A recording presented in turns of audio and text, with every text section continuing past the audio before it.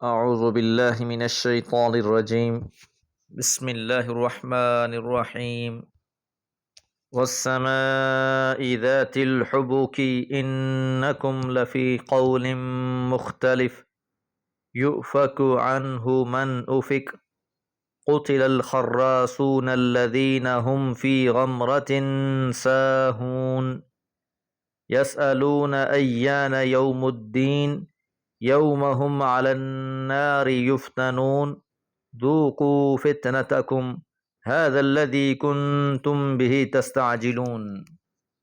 سورہ زاریات آیات 7 سے 14۔ آغاز سورت میں چلتی ہواؤں، اٹھتے بادلوں، رواں دواں کشتیوں اور معاملے کو تقسیم کرنے والوں کا تذکرہ ہوا۔ ساتھ ہی یہ بھی واضح کر دیا گیا کہ بلا شبہ کہ جس چیز کا تم سے وعدہ کیا گیا ہے وہ سچی ہے، اور بدلے کا دن تو بلا شبہ آ کر رہے گا۔ والسماء،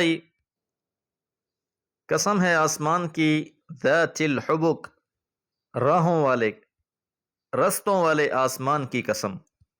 یاد رہے کہ آسمان پر چڑھنے کے بھی رستے ہیں، آسمان میں بھی دروازے ہیں۔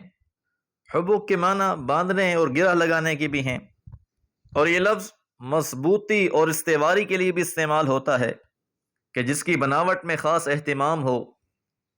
لفظ حباک کی جمع ہے یہ۔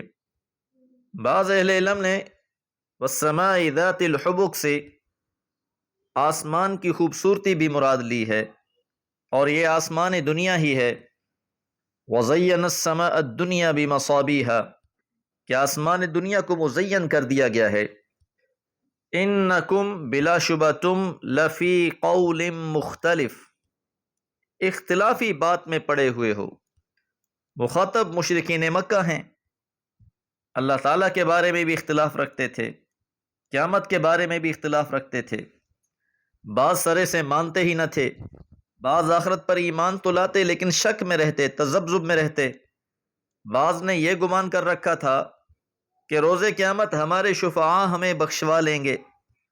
بعض نے سمجھا کہ مٹی کے ساتھ انسان مٹی ہو جاتا ہے، بھلا اسے دوبارہ کون پیدا کرے گا؟ تو آخرت کے بارے میں بھی مشرکین مکہ کسی ایک نقطے پر نہ تھے، بلکہ ان کے اقوال مختلف تھے۔ اسی معنی میں سورہ قاف میں یہ آیت گزر چکی، فَهُمْ فِي أَمْرٍ مَّرِيجٍ، یؤفک، رو گردانی کرتے ہیں، عنہ، اس سے، من عفک، جس کی عقل الٹ دی گئی ہو۔ آخرت کے معاملے میں اگر یہ لوگ اپنے ذہن سے تناقض کو نکال دیں، مثبت انداز سے سوچیں، تو یہ بات بہت آسان فہم ہے کہ اللہ تعالیٰ نے ایک دن متعین کیا ہے جو یوم الدین ہے، بدلے کا دن ہے، جزا کا دن ہے، اور اس بات کو وہی شخص تسلیم نہیں کرتا، اس سے روگردانی صرف وہی کرتا ہے جس کی عقل کو ہی الٹ دیا گیا ہو۔ یہ اسی سنت الہی کی طرف اشارہ ہے، فَلَمَّا زَاغُوا أَزَاغَ اللَّهُ قُلُوبَهُمْ، بس جب انہوں نے ٹیڑھی راہ اختیار کی تو اللہ نے ان کے دلوں کو بھی ٹیڑھا کر دیا۔ وَزَيَّنَ الشَّيْطَانُ أَعْمَالَهُمْ، شیطان نے ان کے اعمال کو خوشنما بنا کر پیش کیا۔ یہ ایک شیطانی ایسا دھوکہ ہوتا ہے کہ بے وقوف ترین انسان بھی اپنے آپ کو عقل مند ترین سمجھ رہا ہوتا ہے۔ 100% الٹی راہ پر چلنے والا شخص بھی اپنے آپ کو صراط مستقیم پر تصور کر رہا ہوتا ہے۔ تو آخرت کے معاملے میں ان کا حال بھی یہی ہے کہ اس کا انکار تو وہی کرتا ہے کہ جس کی عقل کو ہی الٹ دیا گیا ہو۔ اب یہ سیدھی بات اس کی عقل میں نہیں آتی۔ قتل الخراسون، ہلاک کر دیے گئے اٹکل کے تیر تکے چلانے والے۔ لفظ خرسا اندازے لگانے اور تخمینے کے لیے استعمال ہوتا ہے۔ خرس النخل، کھجور کے درخت کے پھلوں کا اندازہ لگانا۔ خرس فی الحدیث، اس کا معنی ہوگا کہ کسی معاملے میں غور و فکر کیے بغیر ہی بات کر دی جائے، اندازے اور تکوں پر بات کر دی جائے۔ تو فرمایا ایسے اٹکل کے تیر چلانے والے ہلاک کر دیے گئے۔ الذین هم فی غمرۃ، جو لوگ غفلت میں پڑے ہوئے ہیں، ساہون بے خبر ہیں۔ یہ اٹکل کے تیر چلانے والوں کی صفت بیان کی گئی ہے کہ انہوں نے کلام الہی کو پس پشت ڈال دیا، پیغمبر علیہ الصلوۃ والسلام کی بات نہیں مانی، بس اپنے طرف سے جو خیال آتا ہے، دل و دماغ کو جو خواہشات اچھی لگتی ہیں اسی کو کہتے ہیں اور اسی کو اپنا دین بنا لیتے ہیں۔ تو یہ لوگ خواہش نفس کے اندھیروں میں بھٹک رہے ہیں، ان پر غفلت کی تاریک رات چھائی ہوئی ہے، یہ غمرہ میں بھی مبتلا ہیں، خواہشات نفس میں بھی مبتلا ہیں، دنیا کی لالچ میں بھی مبتلا ہیں، ساہون اور اس بڑے دن سے بے خبر بھی ہیں۔ اس غفلت نے انہیں ان کے انجام سے بے خبر کر دیا ہے۔ یسألون، وہ سوال کرتے ہیں، پوچھتے ہیں، ایان، کب، یوم الدین، جزا کا دن، کہ جزا کا دن کب آئے گا۔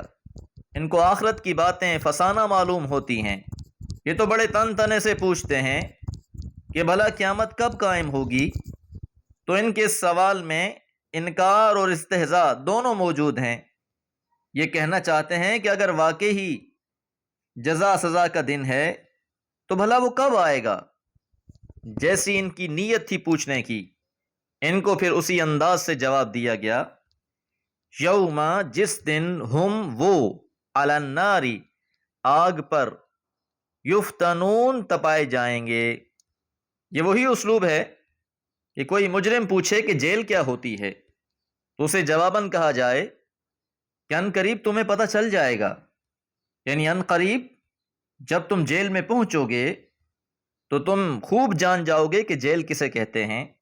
تو اسی طرح ان سے بھی یہ کہا جا رہا ہے کہ یہ پوچھتے ہیں کہ قیامت کب قائم ہوگی، بدلے کا دن کب آئے گا۔ تو جواب میں کیا کہا گیا کہ جس دن وہ آگ میں تپائے جائیں گے، انہیں آگ میں بھونا جا رہا ہوگا۔ لفظ فتنہ جلانے اور تپانے کے معنی میں بھی استعمال ہوتا ہے، اور کسی کو امتحان میں ڈال کر جانچنے اور پرکھنے کے لیے بھی استعمال ہوتا ہے۔ تو جب انہیں آگ پر تپایا جائے گا، آگ میں جلایا جا رہا ہوگا، ساتھ یہ بھی کہا جائے گا، ذوقوا فتنتکم، چکھو مزہ اپنے فتنے کا۔ دنیا کی وہ چیزیں کہ جنہوں نے انسان کو مقصد حیات سے دور کر دیا، اس کے لیے فتنہ بن گئیں، ان کی طلب و حرص میں آخرت کو فراموش کر بیٹھا، تو اب مزہ چکھو اپنے فتنے کا۔ ھذا الذی، یہ ہے وہ، کنتم بہ تستعجلون، جس کے لیے تم جلدی مچاتے تھے۔ یہ وہ عذاب ہے، یہ وہ بدلے کا دن ہے جسے تم دنیا میں تسلیم کرنے کو تیار نہیں تھے، بلکہ کہا کرتے تھے کہ یہ کب آئے گا، تمہیں بڑی چاہت تھی اس دن کی۔ ھذا الذی کنتم، یہ ہے وہ جس کے لیے تم تستعجلون، جلدی مچاتے تھے۔ تو ان کا سوال تو حال میں تھا اور جواب کو مستقبل کے مشاہدے کے ساتھ بیان کر دیا گیا۔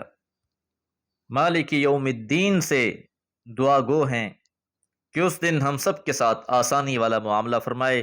وما علیہ الا البلاغ۔